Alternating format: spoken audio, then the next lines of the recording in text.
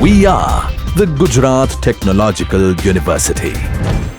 Since its inception over a decade ago, GTU has been empowering young and curating minds to realize their true potential. Over 4 lakh inspired students are enrolled with one of the premier academic universities in India. With more than 450 affiliated colleges in its fold operating across 5 zones of the state, GTU, the International Innovative University, your place to move forward.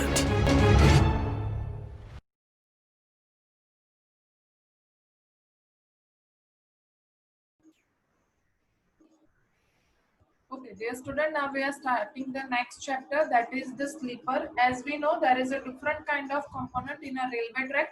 First one, that is the rails, that which we have covered in the previous chapter. Next one, that is the sleepers. After that, there is a ballast, sub ballast, and embankment. Okay, so now we are starting the next chapter, that is the sleepers. As we have seen different type of sleepers like wooden sleeper, iron sleeper, when we are going to visit any kind of railway station or any kind of railway bridge. But the specific definition we need to cover. Now, what is the meaning of sleeper? Sleeper, that is simple the member which is laid transverse under the rail for supporting and fixing them at the gauge distance are known as the sleeper. As we know, there is a 3 type of gauge: broad gauge, narrow gauge, and meter gauge. According to gauge distance, we are designing the different type of sleepers. Sleepers are also classified based on the type of the material. Okay, so the member that is always laid transverse under the rail section, that is under the I section. Now, which are the functions to provide this kind of rail sleepers? First one, that is to hold the rail into the proper gauge. As we know, there is a specific distance criteria for the gauge, so we need to require the specific dimension for the sleepers also. So for that proper arrangement of gauge, we need required sleepers. So that is the first function, that to hold the specific rail section, either that is a bull-headed or flat-footed, we require the sleeper. That means to hold the rails to the proper gauge. Second one, to maintain the alignment of the track. We have covered that chapter or that topic, sorry, alignment of the track, that is in a third chapter. To act as an elastic medium between the rail and ballast and to absorb the vibration of the trains. Next function, that is to support the rails firmly and evenly, as there is a dynamic type of load that is produced in the whole railway section theory. So the specific kind of support or specific kind of load distribution we require for a specific I section.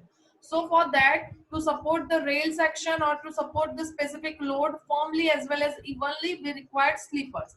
Next one, to distribute the load coming on the rails over the large area. As we know, the dynamic load of the uh, railway engine or the dynamic load of the railway wheels are transferred to the rail section. That is simply considered, we can consider as an I section. From rail section to the sleepers through ballast, and ballast to embankment. As we have considered the theory of the load distribution in any kind of building, same way for a railway industry, there is also the load distribution in a specific way. And the last function, that is to provide the stability to the permanent way, that is simple the rail, right? So these are the specific functions to provide the sleepers. Now, which are the requirement for a ideal sleeper? Like if we want to design the sleeper in an ideal condition, now then which are the requirements we need to cover? First one, that is proper maintenance of the gauge. We need to provide this that kind of sleepers that will not going to occur any kind of problem during the maintenance of that specific gauge, because the maintenance that is periodically required, right? So there is not any kind of mischief or any kind of mistakes are there in the sleepers, so it will not going to conduct for a proper maintenance of the gauge. Now, second one, should have the fittings that can be fitted, removed, lifted, packed, and replaced. So that is also the requirement for an ideal sleeper. Next one, that is the long life. As we know, we need to require the maintenance periodically for a specific kind of sleepers.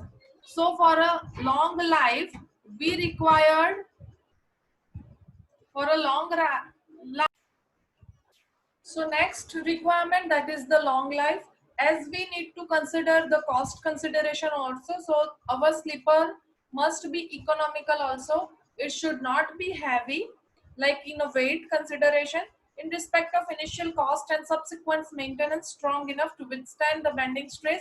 We need to require the specific criteria for the bending stress also. Next requirement, that is we should provide resistance against the slide and should resist being pushed forward due to passage of the train. So these are the basic requirements for an ideal kind of sleeper. Now we are moving ahead with the types of the sleepers. As we know, there is a main three type according to the material which we are using for the manufacture of that kind of sleeper. First one, that is the iron sleeper. Second one, that is the wooden sleeper, and third one, that is the concrete sleeper. As we know, that is the three different materials. Iron, that is we can also consider as a metal sleeper. Second one, that is wooden, that is simply made up from the wooden material, and last one, that is the concrete material, right? Now there is a different subtypes for a iron sleeper. There is a two subtypes, that is CI sleepers, that is cast iron sleepers. Second one, that is the steel sleepers. Wooden sleeper does not have any kind of specific types, and for the concrete sleeper, there is a two subtype, that is RCC sleepers and pre-stressed concrete sleeper. So now moving ahead with the wooden sleeper, that is the specific most ideal type of sleepers, as it will going to fulfill all the requirement of an ideal sleeper, which we have covered in the previous slide, right? And the life of the timbers that we are using for the manufacture of sleepers, that is specifically depends on their ability to resist wear, decay and attacked by the vermin.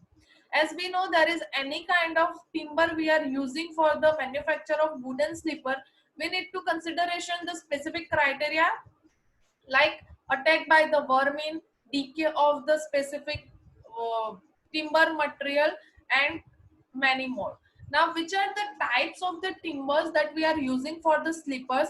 First one, that is the teak wood, and that is the best material for the timber slipper, but it has a one disadvantage is that it have a higher cost as compared to other type of wooden slipper, but that is mainly used for the slippers for a girder bridges. Second one, that is the salwood. As we know, this all are the type of the name of the trees.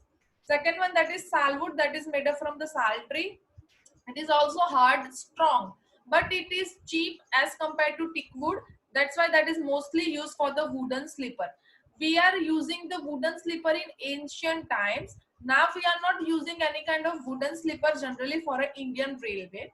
Third one, that is the Devdar, Fir and Cherwood slipper that are also used where these timbers are easily available. That is also this three type of consideration, like choice of type of sleeper, we need to consideration availability of that specific material also.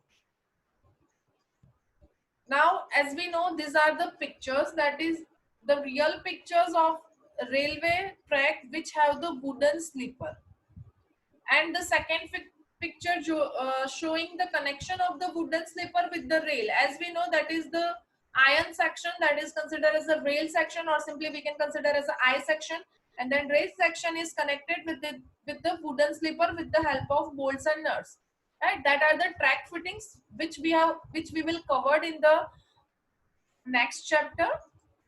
Now, these are the specific criteria for the size of the wooden sleeper. As we know, the size of the wooden sleeper should be economical as compared to cost, as well as compared to size. Now, that is the size is defined with the help of type of gauge. First one, that is broad gauge. Second one, that is meter gauge, and third one, that is narrow gauge. As we can show in this table, the criteria that is given in a two consideration. First one, that is in a centimeter, that is length, width and height, and second one, that is in a width, that is also in length, width and height, right? Third column, that is for a bearing area, that is in a square meter, and fourth column, that is also in a bearing area, but that is in a square feet. You people means student need to consider in one dimension only. If you are going to consider for a centimeter, then the bearing area will be in a square meter. If you are going to consider in a feet, then the bearing area will be in a square feet. And that is the three different value for three different type of gauge, that is broad gauge, meter gauge and narrow gauge, right? Now, which are the advantages of that specific kind of wooden slipper? First one, that is low initial cost. As we know, timber is easily available in a day by day routine, so that have a initial cost is very low as compared to steel slipper as well as wooden slipper, because other kind of manufacturing process is not required for a wooden slipper. Second one, that is few and simple fastening, that is kind of fittings. We can connect the rail section with the slipper with help of simple fittings. Third one, that is easy to handle, suitable for the all type of ballast, can be used with every type of rail, less damage during the accident, easy renewal of the track, and timber used in available in all parts of Asia, and that is easily available in all parts of Asia also. It will going to absorb the shocks and dampen vibrations, more useful for yielding formation. So these are the simple advantages of the wooden slippers. Now we are moving ahead with the disadvantages of the wooden slipper. As we know, it has a short life as compared to cast iron slipper or any kind of steel slipper or metal slipper or a concrete slipper. Second problem, as I already told you, in a case of timber, any kind of timber, that is liability of decaying. Third one, that is it will going to easily attacked by the vermins, and it has also the weather effect. Connection between a rail and slippers are not going to strong. Maintenance of the gauge is difficult. Higher maintenance cost. Susceptible to fire in kind of any kind of accident in a railway or in on a railway track. It will easily susceptible to fire, and low scrap value. If all the slippers are going to be waste or going to be damaged, then there is not any kind of scrap value for a specific wooden slipper. But if it is a metal slipper, then it has a specific or medium scrap value. Now moving ahead with the second type, that is the steel slippers. About 27% of the track on Indian Railway, that is the specific criteria that is laid on the steel slippers. But the increasing the increase in shortage of the timber in India and other economic factors are responsible for the more use of steel sleepers in India, right? So these are the figures. First one, that is the actual figure, and second one, that is the cross section, and that is for a BG, that is broad gauge 90R, as we have covered in a rail section what is 90R, what is 62R, right? Now, which are the advantages of a specific steel slipper? First one, it has a longer life as compared to wooden slipper. Second one, that is casted in a one piece. Third one, that is simple manufacturing process as compared to concrete slipper. Easy to maintain gauge and lesser maintenance problems. Better lateral stability, lesser damage during handling and transport. Not susceptible to vermin attack and not susceptible to fire attack. That are the main two advantages over the wooden slipper, and it also has the good scrap value as compared to wooden slipper. Now, which are the disadvantages? Same way, for a wooden slipper, we need to we had the disadvantages of a vermin attack or decaying. Same way, for a metal slipper, we have a disadvantages, that is kind of corrosion. So that is liable to corrosion, liable to become center bound due to the slopes at the two ends, as we have seen in the first figure, that the two ends of the steel slipper is curved or it is in a rounded shape, so that two end becomes center bound due to the slopes. Third one, that is more fittings are required as compared to wooden slipper, so it has not a simple fastening process. More ballast is required as compared to other type, and the cost is relatively more than the wooden slipper. So these are the disadvantages of the steel slippers. There is also the simple types of different type of steel slippers also, that we will cover ahead. Now third, that is the concrete slipper. Now we know it will going to manufacture from the simple concrete mixture, that is cement, fine aggregate, coarse aggregate and water. Now which are the advantages? First one, that it has a longer life, that is compared to 40 to 60 years, better stability, lesser damage during the handling and transport, that is easy to maintain gauge, no chances of damage by the fire or the corrosion, no possibility of theft. In case of metal slippers, there is a possibility of theft because it has a good scrap value. No chances of gauge widening. They are not attacked by the vermin and natural decay, and there is no difficulty in the track circuiting. So these all advantages are the simple solution of the disadvantages of a wooden slipper and metal slippers. Specific wooden slipper and metal slippers, every disadvantages is covered in this kind of slippers. Now, which are the disadvantages? First one, that is handling and laying is difficult due to the heavy in weight. Damage is also very heavy in case of derailment because it has also not any kind of scrap value. So if there is any kind of derailment process, then the all concrete slippers are waste particles, no scrap value as I told you, not suitable for the manual packing, and they damage the bottom edge during the packing. So these are the simple different disadvantages of the concrete slippers. So this is the actual figure of a concrete slipper, that is generally in this shape.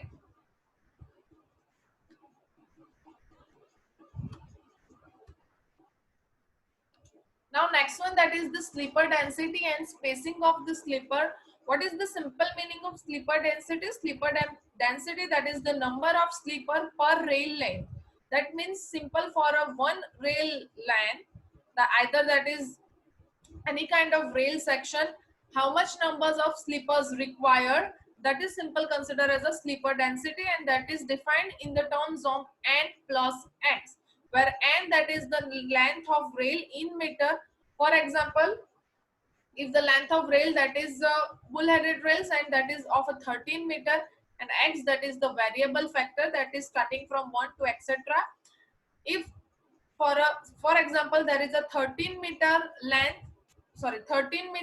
of rail length, and the slipper density will consider as a n plus 4, that means 17 slippers are required, right? You can see that in this slide also. 13 meter, that is the rail length, and variable factor 4, that is the x. So 17 slippers, number of slippers, that is 17 slipper, that is also we can consider as a slipper density is required. So what is the specific slipper density we can consider? That is n plus 4. 4, that is the variable factor, and n, that is the length of the rail in meter. For an Indian consideration, or for in India, slipper density, that is varies from n plus 4 to n plus 6. And factor governing slipper density are the axial load, speed of the train, type and section of the rail, type of the ballast, and type of the slippers. Here the figure also, there is the simple distance A, B, C, D. Now we can see that kind of distance, how it will going to identify. First one, A distance, we need to connect this table with this previous figure, right? First one, A distance, that is the distance between the joint slipper, we can see over there. Okay. Second one, that is the B, that is the between joint slipper and the first shoulder slipper, that is B, that is on the right hand side of A also and left hand side of A also. Third one, that is C, that is between the first shoulder slipper and the second shoulder slipper, for the slipper density n plus 4. We can see on the right hand side C also after B, and on the left hand side C also after the B. D, that is the between the intermediate slippers, D here, and for slipper density n plus 4. We have considered the two kind of gauges for this table. First one, that is the broad gauge, and the distance, that is center to center spacing, and that is in mm, right, in mm dimension. And second one, that is for a meter gauge, and we have defined that specific distance for a wooden slipper and metal slipper.